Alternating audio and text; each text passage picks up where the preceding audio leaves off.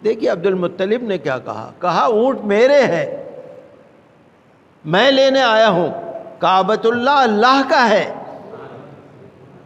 کعبۃ اللہ کو بچائے گا کعبے کا رب، اونٹ میرے ہیں، میں لینے آ گیا۔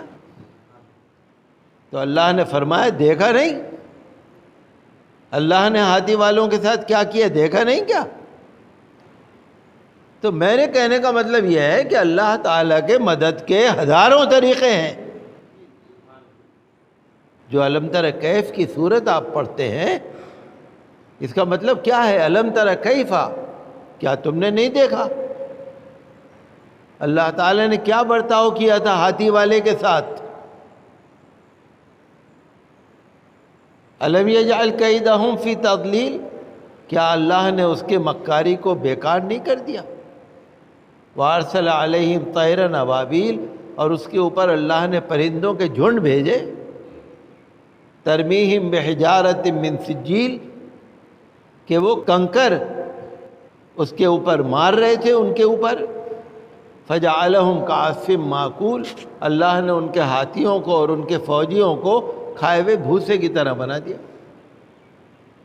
اس میں ایک واقعہ ہے نا، پورا واقعہ ہے۔ حضور صلی اللہ علیہ وسلم کی پیدائش سے کچھ پہلے جو یمن کا بادشاہ تھا ابرہہ، بہت مغرور و متکبر تھا، پیسہ بہت تھا، اس کو کعبۃ اللہ شریف سے حسد ہو گیا۔ اس نے سوچا کعبۃ اللہ شریف میں سب لوگ جاتے ہیں، اس نے کعبے سے بھی اچھا ایک گھر بنوایا اپنے یمن میں، اور بہت شاندار بنوایا، اور بڑی پبلسٹی کری کہ لوگ یہاں پر آئیں، لوگ وہاں گئے نہیں۔ یہ اللہ کا گھر ہے، وہ بادشاہ کا بنایا ہوا ہے، کیا فرق ہے؟ یہ اللہ کا بنایا ہوا، حضرت ابراہیم خلیل اللہ علیہ السلام کا بنایا ہوا ہے، حضرت نوح علیہ السلام کا بنایا ہوا ہے، ہمارے پیارے نبی صلی اللہ علیہ وسلم کے دست مبارک لگا ہوا ہے۔ یہ کیا ہے، وہ کیا ہے؟ اس کو بڑا غصہ آیا، کوئی وہاں پر کسی نے کوئی بدتمیزی کر دی، کوئی کوڑا ڈال دیا یا نجاست ڈال دی، کیا کیا، اس کو بڑا غصہ آیا۔ اس نے کہا اچھا میں کعبے کی اینٹ سے اینٹ بجا دوں گا، میں کعبے کو تہس نہس کر دوں گا، کعبے کو برباد کر دوں گا، نعوذ باللہ نعوذ باللہ۔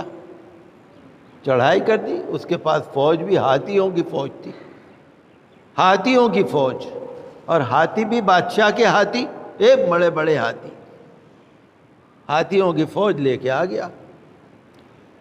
جب چڑھائی کر دی، مکے والے بہت پریشان ہو گئے، مکے والے سوچنے لگے کہ کیا کریں، یہ تو فوج لے کے آ گیا۔ حضرت عبد المطلب جو حضور کے دادا تھے، وہ اس کے پاس گئے کہ صاحب آپ کی فوج نے ہمارے اونٹ پکڑ لیے، وہاں پر ہمارے اونٹ پھر رہے تھے، آپ کی فوج نے ہمارے اونٹ پکڑ لیے۔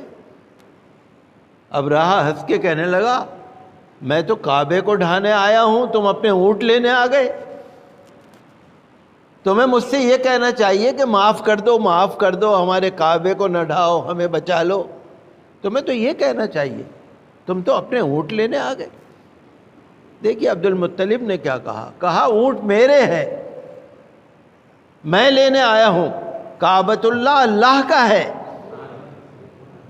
کعبۃ اللہ کو بچائے گا کعبے کا رب، اونٹ میرے ہیں، میں لینے آ گیا۔ وہی ہوا، ابرہہ کی فوج جب کعبے کے قریب آ گئی، اور بس حملہ قریب ہی تھا، سارے ہاتھیوں نے، سارے فوجیوں نے کعبۃ اللہ شریف کا گھیراؤ کر دیا کہ ایک ہی وار میں کعبے کو ختم کر دیں گے۔ اچانک اللہ کی طرف سے عذاب آیا، اور چھوٹی چھوٹی چڑیاں آئیں، اور چڑیوں کے پنجوں میں اور چڑیوں کے منہ میں چھوٹے چھوٹے کنکر تھے، اور تفسیر میں لکھا ہوا ہے کہ ان کنکروں پہ ان فوجیوں کا نام لکھا ہوا تھا جس کے اوپر اللہ نے ان کو بھیجا تھا۔ چڑیاں آئیں اور کنکر برسائے، جیسے ہی کنکر برسائے، اور وہ کنکر جو تھے گولی کی طرح لگے اور ہاتھیوں کے اندر گھس کے اور زمین کے پار ہو گئے. اور جو فوجی تھے لوہے کے ہیلمٹ پہنے ہوئے تھے، بڑے بڑے لوہے کے خود پہنے ہوئے تھے، ان کنکروں نے فوجیوں کے لوہے کے ہیلمٹ کو چیر کر، ہاتھیوں کے اندر گھس کر، ہاتھیوں کو آر پار کر کے، ہاتھی فوجی کے اندر گھس کے، ہاتھی کے اندر گھس کے، زمین کے اندر گھس گیا. کنکر، آپ سوچئے گا کنکر کس کو کہتے ہیں؟ ذرا غور کیجئے گا، الفاظ پہ غور کیجئے گا. کنکر وہ ہوتا ہے جو ہاتھ سے مسل دیا جائے، پتھر وہ ہوتا ہے جو پتھر ہوتا ہے ذرا مضبوط، کنکر ہوتا ہے باریک پتلا. اب جو وہ کنکر پڑے، چڑیوں نے کنکر مارے، گولی سے زیادہ کام کیا، اور جیسے بجلی جلا کے ختم کر دیتی ہے نا، اس طرح سے ان کنکروں نے ہاتھیوں کو اور فوجیوں کو جلا کے راکھ کر دیا. نہ ہڈی کا پتہ لگا، نہ گوشت کا پتہ لگا، نہ خون کا پتہ لگا، نہ لوہے کا پتہ لگا، نہ کھال و چمڑی کا پتہ لگا، کھائے ہوئے بھوسے کی طرح ہو گئے. جیسے بھوسا ہو جاتا ہے نا. تو اللہ نے فرمایا دیکھا نہیں؟ اللہ نے ہاتھی والوں کے ساتھ کیا کیا، دیکھا نہیں کیا؟